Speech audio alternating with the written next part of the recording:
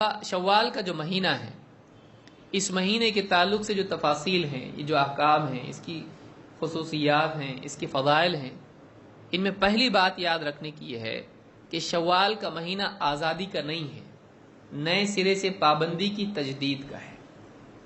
شوال کا مہینہ یعنی کہ بس رمضان اب ختم ہو گیا، اب ہم آزاد ہو گئے۔ شیاطین کے ساتھ مسلمان آزاد نہیں ہوتا ہے۔ رمضان کے بعد کون آزاد ہوتے ہیں؟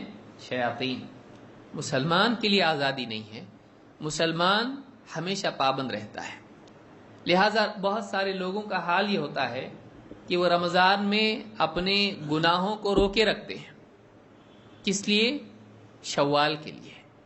وہ رمضان میں اپنے آپ کو پابند بنائے رکھتے ہیں۔ کیوں؟ ایک ہی تو مہینے کی بات ہے، جیسے ہی رمضان ختم ہو گیا ہم آزاد ہو جائیں گے، پھر پہلے سے زیادہ طاقت کے ساتھ گناہوں کی طرف آتے ہیں، اس لیے کہ کسی گناہ سے رکے رہنا اس کی جستجو اور پیدا کرتا ہے۔ جس گناہ کا، جس لذت کا، جس حرام کا انسان عادی ہوتا ہے، اگر اس کو روک دیا جائے تھوڑی دیر کے لیے، کچھ وقت کے لیے، تو اس کے اندر اس کی طلب اور بڑھ جاتی ہے، اور پھر اس کے بعد واپس جب اس میں لوٹتا ہے تو پہلے سے زیادہ قوت کے ساتھ لوٹتا ہے۔ ایک شرابی سے آپ شراب روک دیجئے، اس کے اندر اس کی طلب بڑھتی چلی جاتی ہے، اور پھر جب ملتی ہے تو خوب پیتا ہے۔ ہمارا حال اس شرابی کی طرح نہیں ہونا چاہیے کہ ہم صرف رمضان کو اپنے اور گناہ کے درمیان ایک دیوار مان لیں کہ وقتی طور پر ایک دروازہ ہے جو بند ہو گیا ہے، ابھی کھلنے والا ہے۔ ایسے لوگوں کے بارے میں سلف کا کیا کہنا ہے؟ کعب رحم اللہ فرماتے ہیں، من صام رمضان وهو يحدث نفسه اذا افطر بعد رمضان لا يعصي الله دخل الجنة بغیر مسألة ولا حساب۔ جو آدمی رمضان کے روزے رکھتا ہو اور رمضان میں اپنے جی میں اس بات کا پکا ارادہ کرے کہ جب رمضان ختم ہو جائے گا تو وہ اللہ کی نافرمانی نہیں کرے گا، وہ رمضان میں، روزوں میں اس بات کا اپنے دل سے پکا عہد کرے کہ رمضان جب ختم ہوگا تو میں اللہ کی نافرمانی نہیں کروں گا، فرماتے ہیں وہ جنت میں ضرور داخل ہوگا، نہ اس سے سوال ہوگا نہ اس سے حساب ہوگا، نہ اس سے سوال نہ حساب، بغیر مسألۃ ولا حساب۔ لیکن کہتے ہیں کہ ومن صام رمضان وهو يحدث نفسه اذا افطر عصى ربه فصيامه عليه مردود۔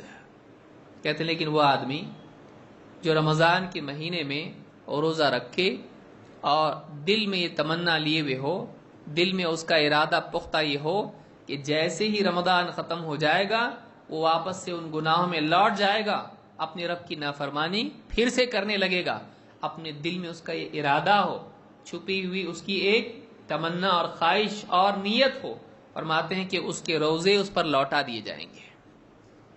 فصیامہ علیہ مردود، اس کے روزے اس پر لوٹا دیے جائیں گے۔ اور یہ بھی عدم قبولیت کی ایک علامت ہے کہ طاعت کے بعد انسان گناہ میں لوٹے۔ قبولیت کی علامات میں سے ایک علامت کیا ہے؟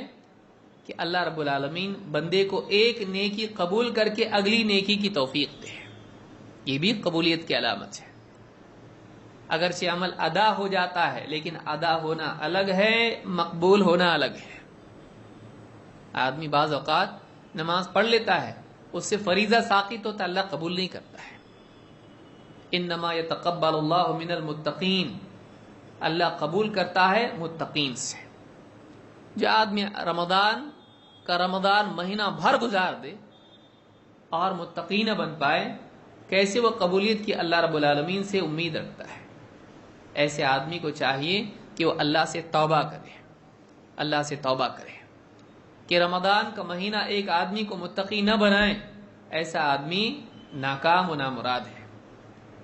اس کو اپنے رمضان پر خوش نہیں ہونا چاہیے، اس کو اپنے رمضان پر فخر نہیں کرنا چاہیے کہ دیکھو کتنا اچھا رمضان ہو گیا۔ نہیں، اگر رمضان کے بعد اس کی زندگی میں تقویٰ نہیں آیا ہے تو اس آدمی کو اللہ سے ڈرنا چاہیے اور اللہ کے سامنے رونا چاہیے کہ کہیں میرا رمضان برباد تو نہیں ہو گیا، کہیں اللہ رب العالمین نے میرے روزے رد تو نہیں کر دیے، کہ روزوں کے بعد بھی میرے اندر تقویٰ نہیں ہے، کیونکہ اللہ رب العالمین نے فرمایا لعلکم تتقون کتب علیکم الصیام کما کتب علی الذین من قبلکم لعلکم تتقون، تم پر روزے فرض کیے گئے جیسے تم سے پہلوں پر روزے فرض تھے۔ کیوں فرض کیے گئے؟ کیوں اس کا اہتمام تم پر لازم کیا گیا ہے؟ تاکہ تم متقی بن جاؤ۔ پھر جب روزے رکھنے کے بعد بھی آدمی متقی نہیں بنتا ہے تو کہیں نہ کہیں کھوٹ ہے، کہیں نہ کہیں عیب ہے۔ آدمی کو اللہ رب العالمین سے توبہ کرنا چاہیے۔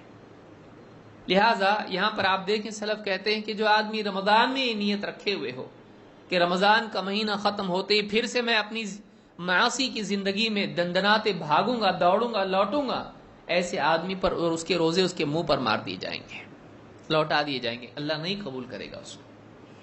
لہٰذا آدمی کو چاہیے کہ وہ رمضان میں اس بات کی نیت رکھے ہمیشہ کہ رمضان کے بعد میں ایک نئی زندگی کی شروعات کروں گا، میں متقی بن کر زندگی جینے کی کوشش کروں گا۔ اس کی نیت رمضان میں رکھنا چاہیے، نہ یہ کہ آدمی یہ سوچے کہ چلو رمضان ہو گیا الحمدللہ، اب واپس سے گناہوں کی زندگی میں لوٹیں گے، اب کیا کیا لذتیں چھوٹی ہیں، ایک ایک لذت اب کئی گنا اس سے موج مستی کریں گے، فلمیں، ناچ گانے، بے حیائی، گناہ اور وہ ساری چیزیں۔ تو یہ بہت بڑی یاد رکھنے کی بات ہے کہ شوال کا جو مہینہ ہے یہ مسلمان کے لیے گویا کہ ایک نئی زندگی کی شروعات ہے، اس کو گناہوں میں لوٹنے کا راستہ نہیں بنانا چاہیے۔